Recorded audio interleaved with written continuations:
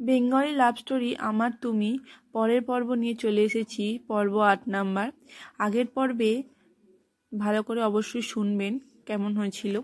এই পর্বে আরও নতুন করে আরও আকর্ষণীয় হতে চলেছে, শুনতে থাকুন এই পর্বটি। প্রজেক্টটা ফাইনাল হওয়ার পর দেখতে দেখতে ৩টে মাস যেন ঝড়ের বেগে পেরিয়ে গেল। কুহেলির ব্যস্ততা এখন তুঙ্গে। অবশ্য শুধু কুহেলি নয়, অফিসে সবাই ব্যস্ত। আর ১ মাসের মধ্যে নতুন প্রোডাক্ট লঞ্চ হবে। Onkar groups and Agarwal and সন্সের জয়েন্ট ভেঞ্চার যেন ইন্ডাস্ট্রির হট টপিক এখন। সবার নজর এই দিকেই। আর প্রধান দায়িত্বটা কুহেলির ওপর হওয়ায় ওর চাপটা একটু সবথেকে বেশি। কোথা থেকে যে দিনগুলো পেরিয়ে যাচ্ছে টেরই পাচ্ছে না। তবে এত ব্যস্ততার মধ্যেও দেবার্ঘর সঙ্গে সম্পর্কটা অনেকটা গভীর হয়েছে কুহেলির। প্রত্যেক দিন রাতে ঘুমানোর আগে একবার কথা না বললে যেন দুজনের কারোরই ঘুম আসে না। মাঝে মধ্যেই সময় পেলে ছুটির দিনগুলোতে একটু একসাথে সময় কাটানো, দুটো কথা বলা, মুখে না বললেও দুজনেই যে দুজনের মনে একটা আলাদা জায়গা তৈরি করে নিয়েছে সেটা ওরা দুজনেই জানে। কুহেলি তো মাঝে মধ্যে অবাক হয়ে যায় এটা ভেবে যে ওর প্ল্যান করা লাইফে কোথাও তো এই প্রেম ভালোবাসার উল্লেখটুকুও ছিল না। মনের দরজাটা সেই শুরু থেকেই বন্ধ করে রেখেছিল।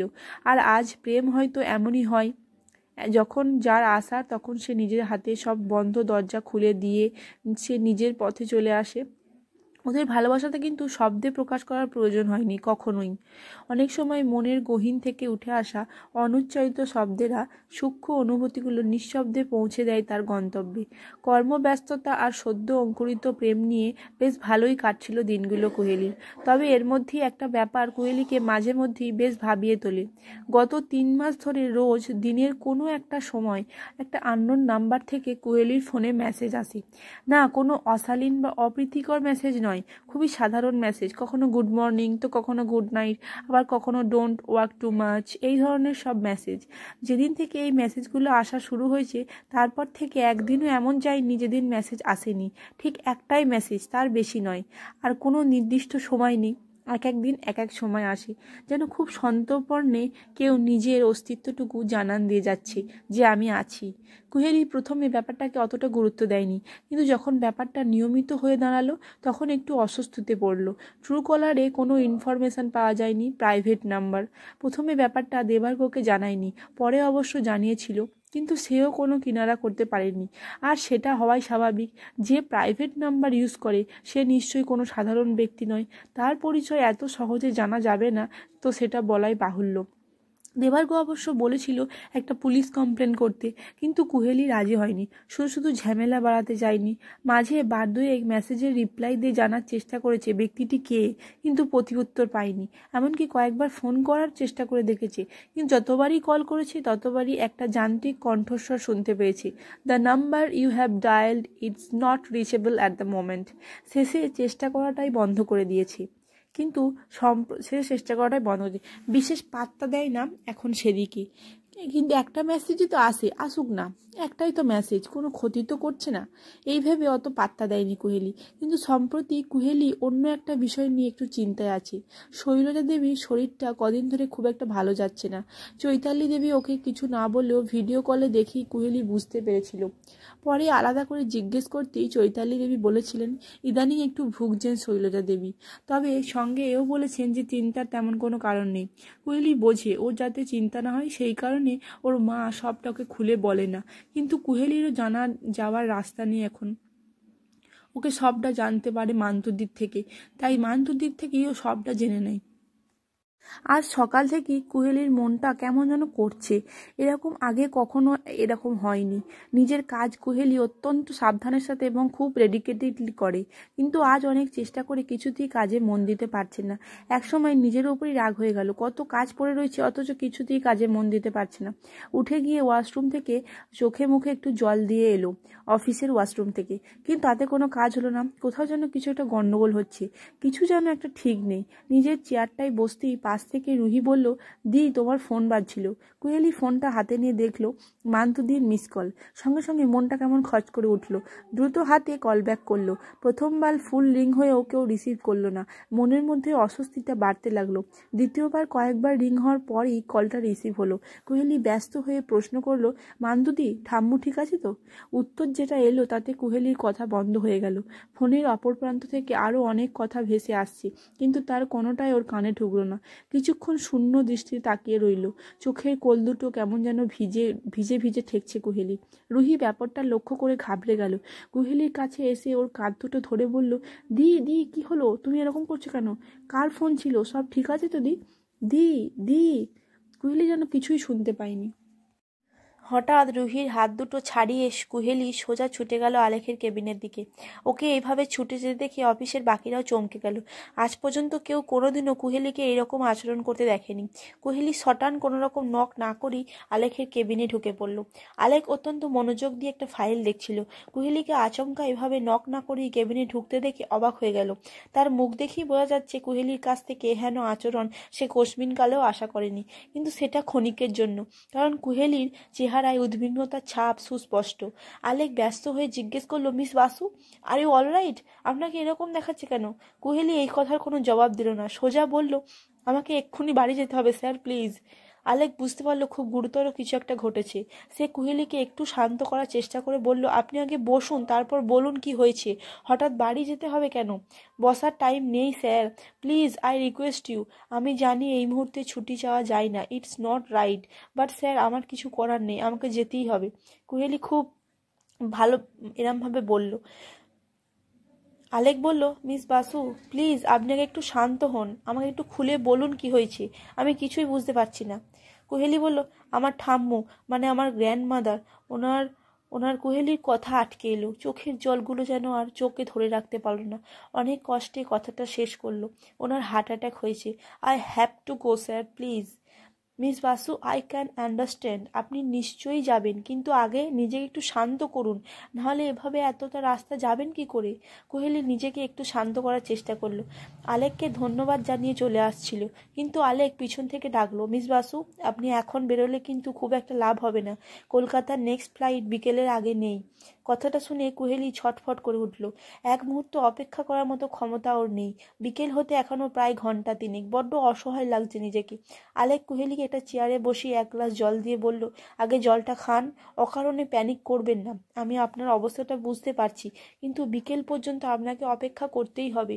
আমার মতে আপনি এখন আপনার ফ্ল্যাটে চলে যান। যদি কিছু লাগেজ নেওয়ার প্রয়োজন হয় সেটা গুছিয়ে নিন। আমি অঙ্কিতকে বলছি আপনার টিকিট বুক করে দিতে। কুহেলি একটু শান্ত হয়ে বলল।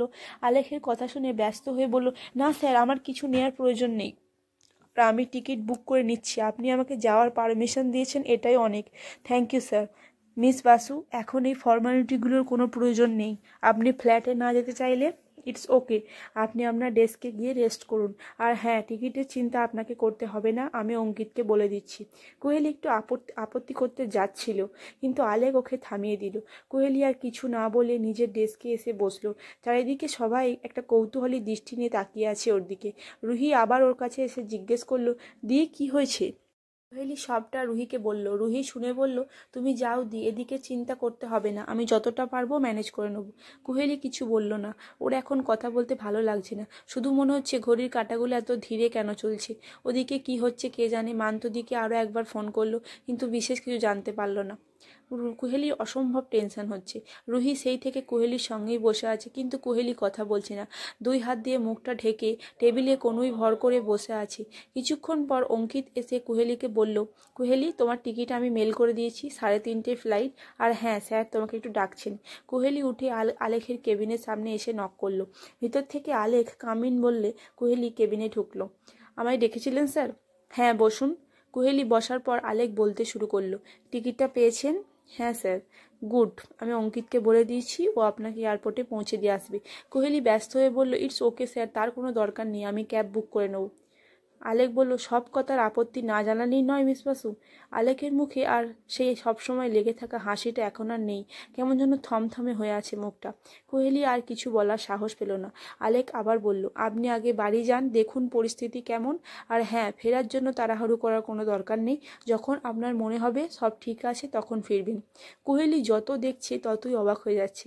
এরকম একজন বস পাওয়া সত্যিই ভাগ্যের ব্যাপার।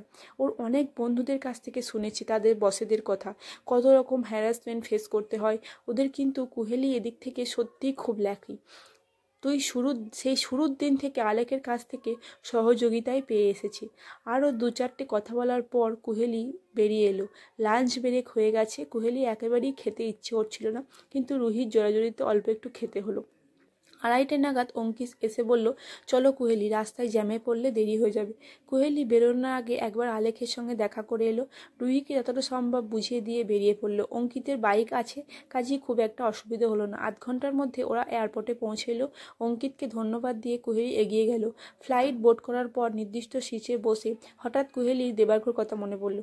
ওকে জানানো হয়নি। অবশ্য এখনও ফোন করে লাভ নেই, আজকে একটা মিটিং আছে, ওর কখন শেষ হবে ঠিক নেই। কুহেলি একটা মেসেজ পাঠিয়ে ফোনটা ফ্লাইট মোডে করে রেখে দিল। কিছুক্ষণ পর ফ্লাইট টেক অফ করলো। মাত্র 2.5 ঘন্টার পথ, কিন্তু কুহেলির কাছে যেন এক একটা মিনিট এক একটা ঘন্টার সমান। ফ্লাইট যত কলকাতার দিকে এগোচ্ছে তত যেন অধৈর্য হচ্ছে কুহেলি। কলকাতা পৌঁছতে কুহেলির প্রায় 1 ঘন্টা লেগে গেল। জ্যাম ছিল বড্ড। ভিজিটিং আওয়ার শেষ, কিন্তু নার্সিংহোমে সবাই কুহেলিকে মোটামুটি চেনে, ছোটো থেকেই আসতো মায়ের সাথে। রিসেপশানে এসেই অঞ্জনাকে বলল, আরে কুহেলি, তুমি তো ব্যাঙ্গালোরে ছিলে না? হ্যাঁ, খবর পেয়ে এসেছি। ঠাম্মু কোথায় গো আন্টি? রুম নাম্বার 109, লিফটে উঠে সোজা 4 তলায় চলে যাও, 5 number room. Thank you aunty বলে কুহেলি 1 মিনিটও দেরি না করে লিফটে উঠে পড়ল। রুম নাম্বার 109 খুঁজে পেতে কোনো অসুবিধে হলো না। রুমে ঢুকে শৈলজা দেবী শুয়ে আছেন। ঘুমিয়ে আছেন না অজ্ঞান হয়ে আছেন দেখে বোঝা যাচ্ছে না। বেডের একপাশে টুলের ওপর চৈতালি দেবী বসে আছেন। কুহেলিকে দেখেই উঠে দাঁড়িয়ে অবাক হয়ে বলল, কুহু, তুই এখানে? তুই জানলি কি করে? কুহেলি কোনো উত্তর দিল না। ধীর ধীর পায়ে এগিয়ে এসে শৈলজা দেবীর কাছে গিয়ে বসলো। সেই ছোট্ট থেকে ওর সব থেকে কাছের মানুষ ওর ঠাম্মু। এতক্ষণের বহু চেষ্টার বাঁধ ভেঙে গেল। 2 চোখ বেয়ে গড়িয়ে পড়ল নোনা জলগুলো। চৈতালি দেবী জানেন কুহু ওর ঠাম্মুকে কতটা ভালোবাসে। মেয়েটা একদম ভেঙে পড়ে, সেই জন্যই ওকে কিছু জানায়নি। কিন্তু তাও কিভাবে জেনে গেল সেটা বুঝতে পারল না। চিন্তা করিস না, সব ঠিক আছে। একটা মাইনর হার্ট অ্যাটাক হয়েছিল, এখন ঘুমোচ্ছে, ইঞ্জেকশন দেওয়া হয়েছে তো। কুহেলি চোখের জল তবু থামছে না। চৈতালি দেবী বললেন, তোর ঠাম্মু ঠিক আছে কুহু, কিন্তু তুই যদি এমন করিস তাহলে কি করে চলবে বলতো? কুহেলি উঠে চৈতালি দেবীর দিকে ঘুরে বলল, তুমি আমাকে কেন জানাওনি? চৈতালি দেবী কুহেলি চোখের জল মুছিয়ে দিতে দিতে বলল, এই কারণে। আমি জানতাম তুই জানতে পারলেই কোনো কিছু না ভেবেই এখানে চলে আসবি। সেটা কি ভুল? তুমি তো জানো আমি তোমাদের দুজনকে কতটা। কুহেলির কথা শেষ হলো না, তার আগেই ডক্টর সিংহ রায় চেক আপ করতে চলে এলেন। ইনি এই শহরের নামকরা হার্ট স্পেশালিস্ট। আঙ্কেল, আমার ঠাম্মু কেমন আছে? ডক্টর সিংহ রায় অত্যন্ত প্রবীণ চিকিৎসক। সে ছোট্ট থেকে কুহুকে দেখে আসছে। হেসে বললেন, তোমার ঠাম্মু একদম ঠিক আছেন, তবে এখন থেকে একটু বেশি খেয়াল রাখতে হবে। এটা মাইনর অ্যাটাক ছিল, তাই তেমন সমস্যা হয়নি। তোমার মাকে সব বলে দিয়েছি, ডোন্ট ওয়ারি। কিন্তু তোমার একই অবস্থা। কুহেলি অবস্থা সত্যি উদ্ভ্রান্তের মতো, চোখ মুখ কেমন যেন বসে গেছে। চৈতালি দেবী আর কুহেলিকে বলল, শুনলি তো, তোর ঠাম্মু একদম ঠিক আছে, এবার তুই বাড়ি যা। না, আমি এখানেই থাকবো। কুহু, কি ছেলে মানুষই করছিস? আজকে মার ঘুম ভাঙবে না, সেইভাবেই ওনাকে ইঞ্জেকশন দেওয়া হয়েছে। তুই শুধু শুধু এখানে বসে কি করবি বলতো? কিছু না, এমনি বসে থাকবো। কুহু, তুই এরকম অবুঝের মতো কথা কেন বলছিস? আমি তো আছি এখানে, তুই বাড়ি গিয়ে ফ্রেশ হবি। কি অবস্থা করেছিস দেখ নিজে। এইভাবে মা তোকে দেখলে নিশ্চয়ই খুব খুশি হবে না। আর অসুবিধে হলে ফোন তো আছেই। তোমার ফোন তো কিছুতেই কল কানেক্ট হচ্ছে না, কতবার ট্রাই করেছি। চৈতালি নিজের ফোনটা হাতে নিয়ে দেখলো কখন বন্ধ হয়ে গেছে। খেয়াল করিনি রে, কখন অফ করে দিয়েছি। আসলে এত ব্যস্ত হয়ে পড়েছিলাম মাকে নিয়ে, এখন অন করেছি। আর অসুবিধা হবে না, তুই বাড়ি যা। কিছু খেয়েছিস? ওই একটু। জানি তো, এখন যা বাড়িতে, মান্তুকে বলবি খেতে দিয়ে দেবে। কোয়েলির এবার মনে হলো চৈতালি দেবী ও নিঘাত কিছু খাননি। তুমিও তো খাওনি নিশ্চয়ই মা? চৈতালি একটু হেসে বললেন, না এখনো খাইনি, তবে এবার খাবো। তোকে এত চিন্তা করতে হবে না, আমি বিকাশকে বলে দিচ্ছি তুই গাড়িটা নিয়ে চলে যা, আমি তো আজকে আর ফিরবো না। কুহেলি আর জোর না করে ফিরে এলো। শারীরিক ক্লান্তির থেকে মানসিক ক্লান্তিটা অনেক বেশি হয়েছে। বাড়িতে পৌঁছেই স্নান করে ফ্রেশ হয়ে মান্তু দিয়ে এসে খাবার নিয়ে এলো। এটা গরম গরম খেয়ে নাও। ঠাকুমা কেমন আছে গো দিদি? ভালো আছে, কিন্তু এখন থেকে আরও বেশি খেয়াল রাখতে হবে। সে তুমি চিন্তা করো না, আমি ঠিক খেয়াল রাখবো। তুমি খেয়ে নাও, আমি যাই দেখি, রাতের রান্না দেখি। তুমি কি খাবে রাতে? এখন তো 9:30 বাজে, আবার রাতে আলাদা করে কি খাবো? আর মাও আজকে ফিরবে না, তুমি বরং খেয়ে নাও। মান্তু চলে গেলে কুহেলি খাওয়া শেষ করে হাত ধুয়ে বিছানাটা এলিয়ে দিল। ফোনটা হাতে নিয়ে দেখলো সেটা এখনও ফ্লাইট মোডেই রয়েছে। ফ্লাইট থেকে নামার পরে আর খেয়ালই ছিল না। নর্মাল মোড অন করতে একসাথে অনেকগুলো মেসেজ এলো। প্রথম মেসেজটা আলেখের। মেসেজটা ওপেন করে দেখলো আপনার গ্র্যান্ডমাদার এখন কেমন আছেন? খুবই সাধারণ ছোট্ট একটা মেসেজ, কিন্তু এতেই কুহেলি অবাক হয়ে গেল। সকাল থেকে অনেক কিছু করেছেন ওর জন্য, আবার এখন মনে করে ওকে মেসেজ করে ওর ঠাম্মুর খবরও নিচ্ছেন।